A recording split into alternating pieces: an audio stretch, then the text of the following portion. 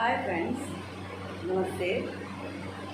आज मैं बात करना चाहती हूँ कि कैसे एक रॉन्ग रिलेशनशिप आपको आपकी जान दे सकता है। एक रियल लाइफ केस है जिसको मैं बताना चाहती हूँ कि एक लड़की है जिसका नाम नताशा है और उसका एक इंस्टाग्राम पेज है कटलेस फूडी के नाम पे। कटलेस फूडी मतलब कटलेस, वो लड़की का पेट नहीं है। पेट नहीं है मीन्स उसके बॉडी के अंदर पेट अब नहीं है, था। तो रीज़न क्या है कि उसकी मैरिज, बहुत अच्छे घर से थी लड़की और बहुत खूबसूरत है। उसके उसके सपने थे अपनी एज में, जब उसने पढ़ाई लिखाई करी होगी तो उसका एक सपना था कि शायद वो मॉडलिंग करे, एक्टिंग करे। तो लेकिन वो बहुत अच्छे घर से बिलोंग करती थी, तो उसके पेरेंट्स को ये बात पसंद नहीं आई। उन्होंने उस चीज़ को मतलब वो इस चीज़ के लिए राज़ी नहीं थे, तो उन्होंने उसका जो इंटरेस्ट है वो मोल्ड कर दिया कुकिंग की तरफ। तो कुकिंग में कुकिंग वगैरह सीख करके वो उसमें उसको इंटरेस्ट आया और वो शौकीन थी, बहुत खाने की बहुत शौकीन थी। तो इसलिए उसने कुकिंग की तरफ उसका डिस्ट्रैक्शन हो गया, नो प्रॉब्लम।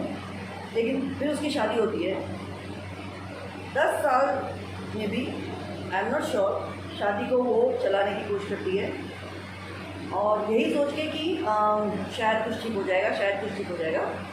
तो वो बट बहुत प्रॉब्लम थी, शादी को बिल्कुल खुश नहीं थी। तो वो जो तनाव और वो जो दुख वो उस शादी में झेल रही थी, उसकी वजह से उसके बॉडी में जो प्रॉब्लम हुई, उसकी भी एक कहानी है कि मेडिकली उसके शोल्डर में पेन हुआ था। उस शोल्डर में पेन और खाना खाते के साथ में उसको शोल्डर में पेन होता था। तो उसने दिखाया एक डॉक्टर को। डॉक्टर ने बोला ठीक है, हम तुम्हारे शोल्डर की सर्जरी करेंगे। तो शोल्डर की सर्जरी भी हो गई।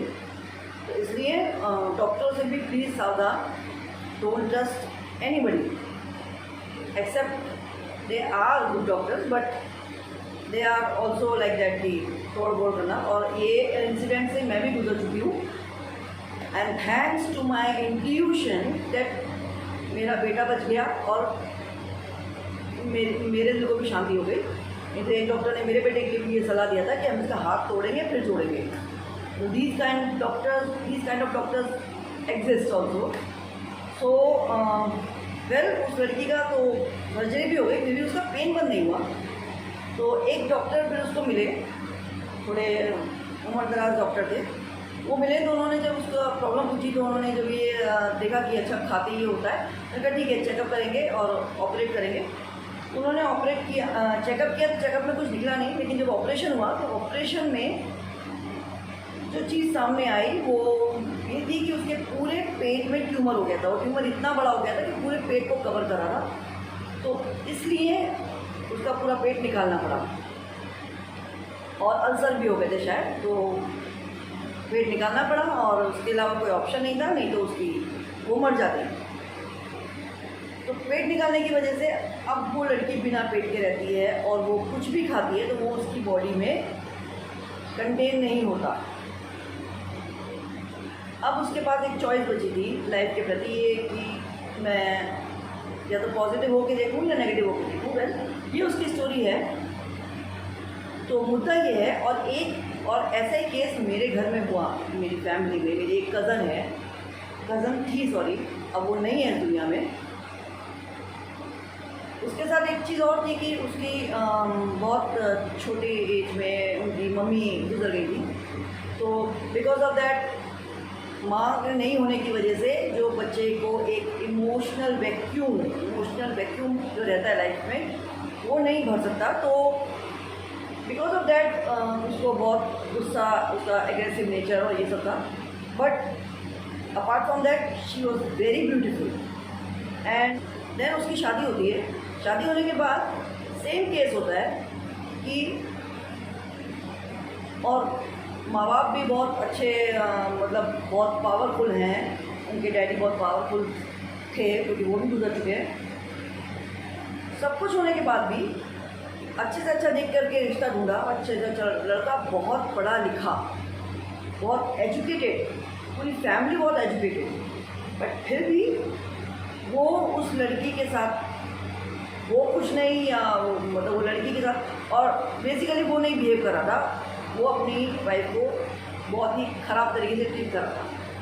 वो काफ़ी टाइम मतलब 2-3 बार जब भी वापस आती थी वहाँ से, तो कंप्लेंट करती थी कि I am not happy and I am suffering, और जो चीज़ें हो रही थी वो बताती थी कि ये हो रहा है, और वो सुन के मुझे भी गुस्सा आता था कि क्या हो रहा है। और बेसिकली मेन प्रॉब्लम ये है कि फैमिली सपोर्ट नहीं कर रही है। क्यों नहीं कर रही है? Because of that backward mindset, Orthodox mindset, कि नहीं, अब लड़की अगर घर बैठ गई, शादी होके इतनी जल्दी वापस आके घर बैठ गई, तो लोग क्या कहेंगे। और आपकी अगर आप बहुत नाम है, इज्जत है अगर सोसाइटी में, तब तो मतलब बहुत प्रॉब्लम होती है कि सारी इज्जत मिट्टी में मिल जाएगी। तो उसको वही समझाया जाता था कि नहीं ठीक हो जाएगा, ठीक हो जाएगा, और you should stay there only, you have to stay there only, there is no option, there is no option. ये हम जब एक चीज़ सामने रखते हैं तो लड़की के पास कोई चॉइस नहीं, वो चली गई, बट वो नहीं झेल पाई, वो जो इतना बैड ट्रीटमेंट उसका हस्बैंड उसको दे रहा था वो नहीं झेल पाई। यहाँ भी जो पहले जो मैंने कहानी सुनाई, वो नताशा जो लड़की थी वो नहीं झेल पा रही थी, और वो ज़बरदस्ती झेलने की कोशिश में उसकी जान पे बढ़ गई, और जो मेरी कज़न है उसकी जान अल्टीमेटली चली गई। शी इज़ नो मोर, उसके दोनों किडनीज फेल हो गए, she is no more in this world. तो my point is, what is the point? क्या पॉइंट है कि आप किसी रिश्ते को ज़बरदस्ती खींच रहे हो, झेल रहे हो, बर्दाश्त कर रहे हो, और आपको लग रहा है कि आपका दम घुट रहा है, आप नहीं रह पा रहे हो, तो क्यों रह रहे हो? आज की डेट में चारों तरफ ही हो रहा है, घर में रहो, अंदर रहो, बाहर मत निकलो, वायरस फैला हुआ है। क्यों? अंदर रहोगे तो बचे रहोगे, जान बची रहेगी। क्यों? जान है तो जहान है, तो जान है तो जहान है, तो जान ही तो पड़ी है फिर क्यों लोग अपने बच्चे तक की परवाह नहीं करते? इस सोसाइटी और इसके बनाए हुए ये जो बैकवर्ड और दकियानूसी जो रिवाज है, जो सोच है, जो रूल्स है, उसके आगे आपके बच्चे की कोई कीमत नहीं है। बस ये रूल्स मायने रखते हैं कि लोग क्या कहेंगे, हमारी इज्जत मिट्टी में मिल जाएगी। तो इज्जत एक इंसान की ज़िंदगी से प्यारी कैसे हो सकती है? कौन सी इज्जत? और अभी इस पेंडेमिक की वजह से एक और प्रॉब्लम सामने आ रही है, डोमेस्टिक अब्यूज़ के केस वर्ल्ड वाइड इतने सामने आ रहे हैं जो पहले नहीं आ रहे थे। वो पहले क्यों नहीं आ रहे थे?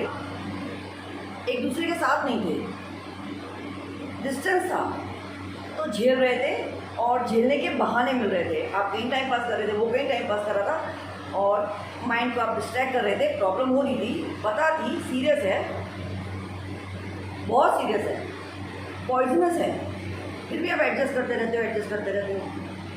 अब जब सब बंद हो गए लॉकडाउन में, घर के अंदर 24 घंटे जब एक दूसरे के सर पे बैठे हुए हैं, एक दूसरे को सामने इंटरेक्ट कर रहे हैं, तो वो जो रिश्ते जो पहले से ही सड़ने चालू हो गए थे, जिनमें सड़ान आनी चालू हो गई थी, टाइम पे एक्शन नहीं लेने की वजह से ये सब सामने आ रहा है। इंडिया में भी कितने फोन आ रहे हैं हेल्पलाइन पे, चिल्ड्रंस हेल्पलाइन पे, वुमेन्स हेल्पलाइन पे, कि they are victim of the domestic abuse. मतलब घर में उनको हेल हो गया है। एक लेडी का तो मैंने पढ़ा कि वो अपने बच्चे के साथ उसको घर से भागना पड़ा, जस्ट बिकॉज कि आपने जब देखा कि चीज़ें खराब हो रही है। तो पहली बात तो ये, डोंट एवर होप कि कुछ ठीक हो जाएगा, because of my experience, I have seen in my life, लोग नहीं बदलते। रेयरेस्ट ऑफ रेयर होता है ऐसा, कहीं रेयरेस्ट ऑफ रेयर।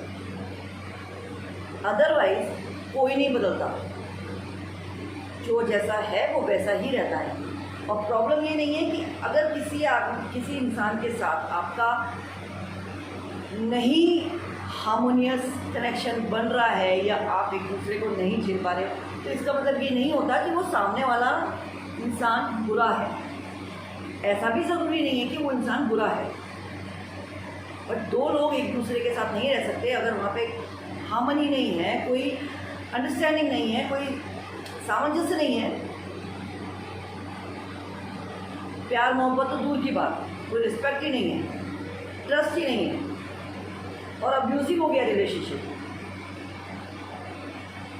अनबेरेबल हो गया है, तो उसको कैरी ऑन करते रहना, झेलते रहना, इस होप में कि शायद कुछ ठीक हो जाएगा। पहले के पुराने लोगों के मुंह से मैंने सुना है कि जैसे कोई अगर शादी हो गई और लड़की खुश नहीं है या उसका हस्बैंड है वो कहीं कुछ करता नहीं है या उसकी कुछ हरकतें ठीक नहीं है, तो पुराने लोग ऐसा एडवाइस करते थे, अरे बच्चे हो जाएंगे तो सब ठीक हो जाएगा, अरे बच्चे होने तो सब ठीक हो जाएगा, बच्चा आ जाएगा तो ठीक हो जाएगा। What is the logic? What kind of logic it is? एक बच्चा पैदा होने से इंसान की प्रकृति बदल जाती है क्या? मैंने तो कभी नहीं देखा। कुछ भी होने से कुछ नहीं बदलता। और ऐसा नहीं कि आज एक प्रॉब्लम हुई तो आप छोड़ के भाग जाओ, गिव इट अ टाइम। पर एक चीज़ आपको कॉन्स्टेंटली, आप सालों तक आपको लग रहा है कि ये चीज़ है, कुछ नहीं बदल रहा है, चीज़ें पैथेटिक हैं, बर्दाश्त के बाहर है, you are feeling suffocated, you are not feeling happy, then please do something, move out of it। ये ज़िंदगी बहुत कीमती है, बहुत कीमती है, एक ही बार मिलती है। ये रोने के लिए, बर्दाश्त करने के लिए और अपने आप को स्लो पॉइजन देके मारने के लिए तो नहीं मिली है। 100%, 110%। एक इंग्लिश में एक सेइंग है, stitch on time saves the nine. समय पे लिया गया एक कदम, एक सही कदम आने वाले डिज़ास्टर को बचा लेता है। तो please don't make your life a disaster, take care of it, take care of yourself. और कभी कभी ऐसा होता है, सिचुएशन ऐसी होती है कि औरत के साथ स्पेशली कि बच्चे छोटे हैं या आदमी के साथ भी हो सकती है कि बच्चों की वजह से कॉम्प्रोमाइज़ करें, बच्चों की वजह से कॉम्प्रोमाइज़ करें। तो मेरा एक ये सवाल है कि बच्चों की वजह से आप कॉम्प्रोमाइज़ करें, लेकिन आप अगर इतने इरिटेटिंग हो जाएंगे, आप 24 आवर्स आप इरिटेटेड घूम रहे हैं, फ्रस्ट्रेटेड घूम रहे हैं, चिड़चिड़ा रहे हैं, एक दूसरे की शक्ल देख के चिड़ हो रही है, आप कुत्ते बिल्ली की तरह लड़ रहे हो आपस में, उसका जो आपके बच्चों पे इफेक्ट पड़ेगा वो आपके बच्चों की लाइफ को हेल बना देने वाला है। फाइन। और बच्चे एक एज के बाद जाके जब उनके अंदर अपनी समझ आएगी, वो सब समझ जाएंगे, सब कुछ, no worry, there is nothing to worry about. But लेकिन आप एक बच्चे की वजह से या बच्चों की वजह से आप एक पैथेटिक और एक डिज़ास्टरस रिलेशनशिप में कंटिन्यू करेंगे और अपनी लाइफ को हेल बनाएंगे।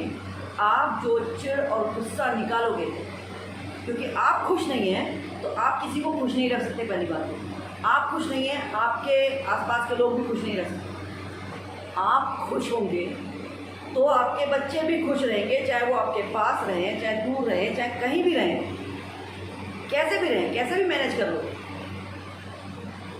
But don't kill yourself, at least don't kill yourself. And bad relationships, toxic relationship kill, it kills, it will consume you completely, your emotions, your mind and your body, and you are finished.